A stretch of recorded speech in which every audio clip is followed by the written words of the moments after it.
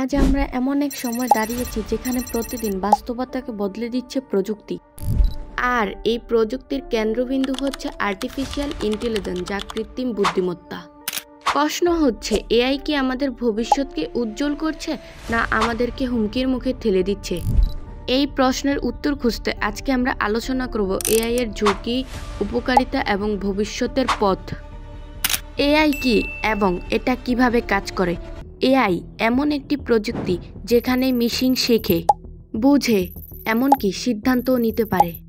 মানুষের মতোই চিন্তা করতে পারে আর এমন সব কাজ করে যা একসময় মানুষের দ্বারাই সম্ভব ছিল।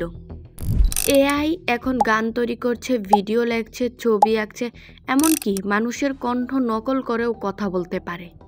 চিকিৎসা ক্ষেত্রে এআই এখন রোগ শনাক্ত করছেন, কৃত্রিম ফলন বাড়াতে, আবহাওয়ার পূর্বাভাস দিতে, এমনকি মহাকাশেও এখন এআই ব্যবহার হচ্ছে। এই সব কিছু শুনে মনে হতে পারে এআই একটি অলৌকিক শক্তি, কিন্তু এখানেই ঘটে বিতর্ক। তাহলে এখন প্রশ্ন, আমাদের মতো মানুষদের কি হবে? বিশেষ করে ডিজাইনার, শিল্পী, ভিডিও এডিটের মতো পেশাজীবীরা।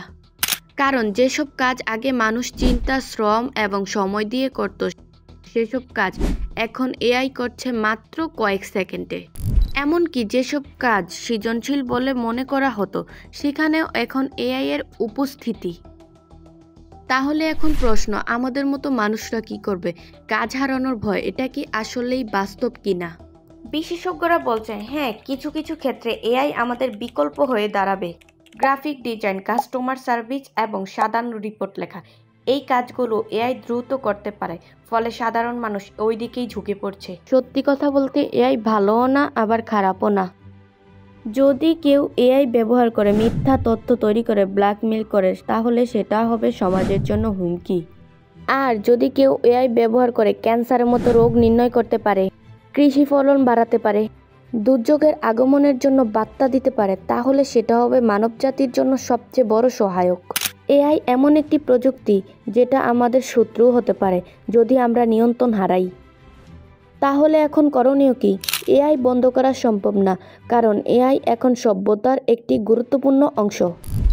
আমরা কি করতে পারি? এআই এর ব্যবহারের নির্দিষ্ট নীতি মানা, এমনকি এআই এর স্বচ্ছ ব্যবহার নিশ্চিত করা।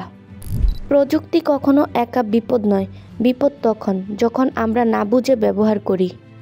প্রযুক্তি আমাদের জীবনে বিপ্লব এনে দিয়েছে, সুযোগ তৈরি করে দিয়েছে, কিন্তু একই সঙ্গে ঝুঁকিপূর্ণ করে দিয়েছে, এটা অস্বীকার করা যাবে না।